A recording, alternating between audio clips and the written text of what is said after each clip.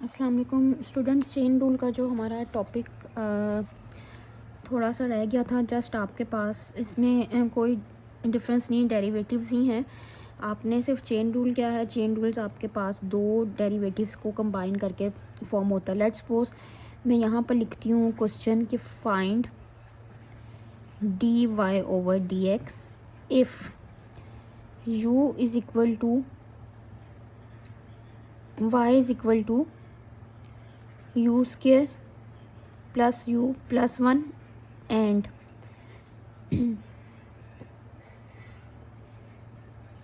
u is equal to 2x की power 3 plus sign 2x।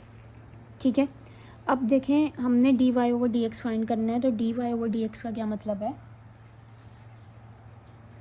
आपके पास derivative होना चाहिए विद रिस्पेक्ट टू x, लेकिन यहाँ पर y का derivative with respect to x होना चाहिए, लेकिन यहाँ पर y जो है in terms of u given है। तो d y over d x किस तरह से फॉर्म होगा, आपके पास ये क्या आ जाएगा, d y over d u. ठीक है, क्योंकि हमारे पास y in terms of u given है, and d u over d x, and u आपके पास in terms of x given है। तो इसको अगर हम कंबाइन करके लिखें तो d y over d u multiply by d u over d x. तो स्टूडेंट्स अब यहाँ पर देखें कि ये हमारे पास d y over d x बन रहा है। तो मैं वैल्यू फाइंड करती हूँ, यहाँ से देखें d y over d u की वैल्यू क्या आ जाएगी, 2x plus 2u, and u का डेरिवेटिव 1 का डेरिवेटिव 0। यहाँ से इसको अगर हम दूसरी वैल्यू फाइंड करें तो आपके पास ये वैल्यू क्या आती है, 2 कांस्टेंट है एज इट इज़, इस पर पावर x की पावर 3 पर पावर लगेगा 3x square plus sign 2x क्या आ जाएगा, कॉस 2x इंटू एंगल का आगे डेरिवेटिव 2। तो हम यहाँ पर वैल्यू जस्ट सब्स्टिट्यूट करते हैं, 2u plus 1 this value, and ये जो हमने d u over d x find किया है आपके पास ये आ रही है multiply by 6x square plus 2 cos 2x। अब देखें क्या हमारे पास ये d y over d x find हो गया, तो d y over d x आपके पास क्या आ जाएगा, अभी भी d y over d x find नहीं हुआ क्योंकि ये वाला एक फैक्टर हमारे पास u है, बाकी हमारे पास सारे x है, तो सारा के सारी टर्म्स x में होनी चाहिए। तो हम जस्ट u की बैक सब्स्टिट्यूशन करेंगे, u की वैल्यू सब्स्टिट्यूट कर देंगे इसमें, u की वैल्यू क्या आ जाएगी, 2x cube plus sign 2x, और बाकी आपके पास जो टर्म्स हैं वो एज इट इज़ आ गई। ठीक है, अब ये तो एक दो फंक्शन जहाँ पर चेन रूल में इन्वॉल्व थे, ये वो फार्मूला आ गया। ठीक है, अब यहाँ पर मैं एक और क्वेश्चन लिख रही हूँ, वो आप लोग फाइंड कीजिएगा कि find d y over d x if u y is equal to u की power -1 plus u and u is equal to x square plus 2x। ठीक है, इसको आपने क्वेश्चन को सॉल्व करना है इस मेथड से। दूसरा चेन रूल क्या है, सिंपल, अगर दूसरा चेन रूल्स मींस के चेन रूल हमारे पास वैसे कैसे अप्लाई होता है, मैं कहूँ कि आपने सॉल्व करना है फंक्शन, डेरिवेटिव फाइंड करना है, फर्स्ट डेरिवेटिव फाइंड करना है। ठीक है, एफ प्राइम एक्स का क्या मतलब है, फर्स्ट डेरिवेटिव। तो फर्स्ट डेरिवेटिव फाइंड करना है हमने किस फंक्शन का, find F prime F if F of x क्या गिवन है आपके पास, साइन 3 की power 4।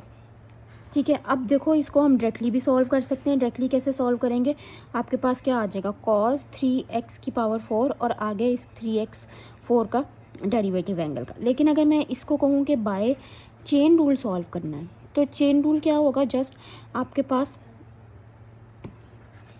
D over d x अभी हमारे पास क्या है, f of g of x. ठीक है, इट मीन्स ये कैसे ओपन होगा, f of g of x and g of x का derivative. It means g of x यहाँ पर क्या है, दिस वन, और आपके पास ये पूरा क्या है, एफ ऑफ एक्स है। तो सिंपल वर्ड्स में अगर मैं बताऊँ तो इस फार्मूले को आप देखने की बजाय जस्ट आप कोई भी क्वेश्चन आपके पास आता है कि बाय चेन रूल करो, तो आपने जस्ट क्या करना है, आपने एफ ऑफ एक्स है साइन 3x की पावर 4, इसका first derivative by chain rule हम फाइंड कर रहे हैं, तो कोई उसमें चेंजिंग नहीं है, सिंपल जिस तरह हम डेरिवेटिव लेते हैं वो क्या आ जाएगा कॉस 3x की पावर 4, ठीक है। और आगे डेरिवेटिव हमारे पास किसका होता है, एंगल का होता है, ठीक है। ये जो मैंने बात लिखी है ये यही बात है, ठीक है। ये जो फार्मूले में रिप्रेजेंट करके लिख दी वो थोड़ा आप लोगों को कॉम्प्लिकेटेड लग रहा होगा, और यहाँ पर आपके पास उसको सिंपल वे में क्वेश्चन से आप लोगों को क्लियर हो गया होगा। तो जस्ट आपके पास क्या आ जाएगा, कॉस 3x की पावर 4, 3 कांस्टेंट है, x की पावर 4 पर डेरिवेटिव 4 x की पावर 3, ठीक है। x की पावर 4 पर जब पावर रूल लगा 4 पहले पावर में से 1 माइनस, तो सिंप्लीफाई हम इसको अगर करते हैं तो 12x cube into cos 3x की पावर 4, ठीक हो गया।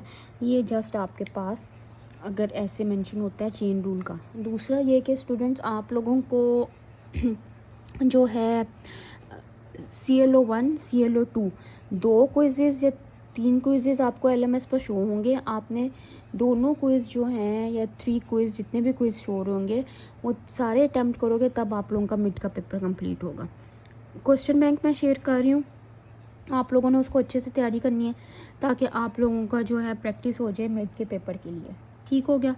तो मिड के पेपर में आपको अगेन बता रही हूँ कि जितने भी आपके पास क्विज़ CLO1 के अकॉर्डिंग क्विज़ शो हो रहा है, CLO2 के अकॉर्डिंग शो हो रहा है, CLO3 के अकॉर्डिंग शो हो रहा है, आपने सारे जो हैं क्विज़ अटैम्प्ट करने, तभी आपका जाके जो है मिड का पेपर जो है वो कंप्लीट होगा, ठीक हो गया।